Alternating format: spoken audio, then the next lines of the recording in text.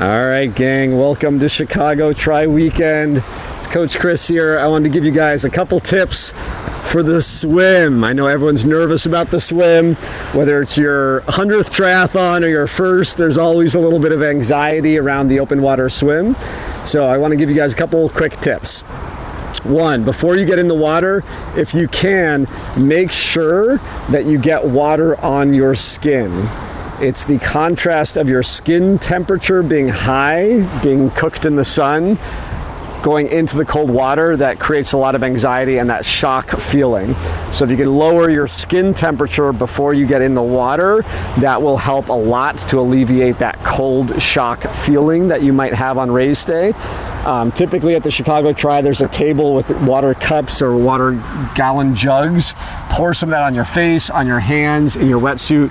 That will help to lower the temperature. Also, if it's a cold swim, getting water in your wetsuit and then allowing your body to warm that up will actually help you stay warmer and prevent a lot more cold water from getting into the suit. That's how a wetsuit is designed to work. It is a wet suit. It needs to get wet inside. It's not a dry suit where you're trying to keep water out. So intentionally put a little water inside your wetsuit.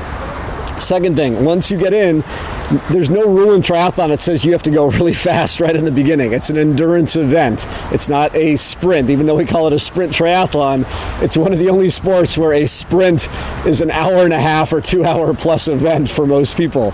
It is a endurance test. So start slow, build into it to negative split, and you can always go harder later on. So when you get in that water for the first time, try to do anything that helps you just establish a good rhythm. Don't kick too hard. Don't increase your stroke rate too high. Take long gliding strokes. I always recommend the catch-up drill where you take one full stroke and allow one hand to catch up to the other hand. And that way you always have one hand out in front of yourself protecting your head before you get too close to other people.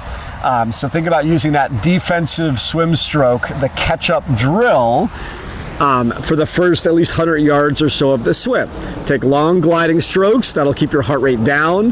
That'll allow you to get into a rhythm. That'll make sure that you don't go too fast, too hard, and you'll protect yourself by always having that hand out in front in case you get too close to other people. So try to do that, and you can always build up that pace after that.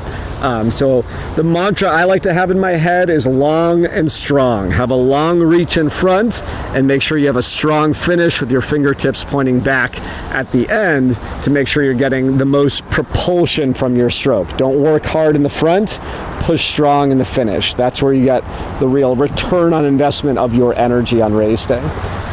And then just aim to sight off of buildings. I always like to use the one tower at Monroe Harbor. You'll be able to see Lake Point Tower and a couple other large buildings, the Vista Tower. Use those as your guidelines. Don't worry so much about swimming close to the wall. The wall actually juts out in certain sections, so if you get too close to the wall, you might bump into a lot of people. So try to stay off the wall.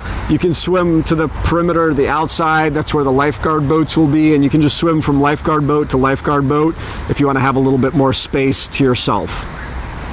Then when you get out of the swim, start peeling down that wetsuit. It is about a 1/4 mile run into transition. You're doing the world's largest triathlon. Transition area is the world's largest transition area, another 1/4 mile. So there's a lot of running through transition. You don't need to sprint it.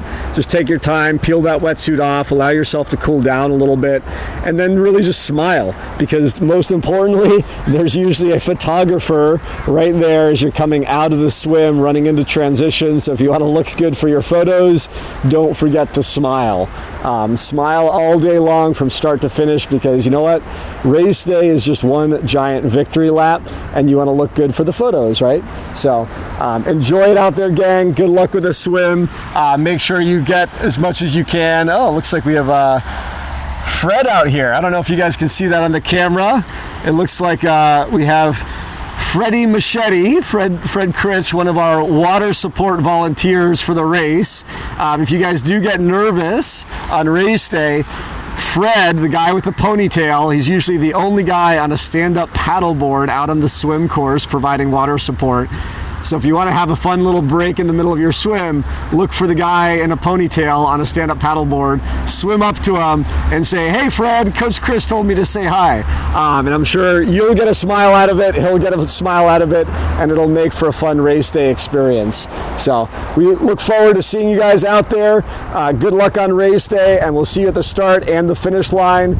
I'll give you a high five, and maybe we can enjoy a beer together to celebrate your great achievements. So we'll see you guys out there. Thanks, gang.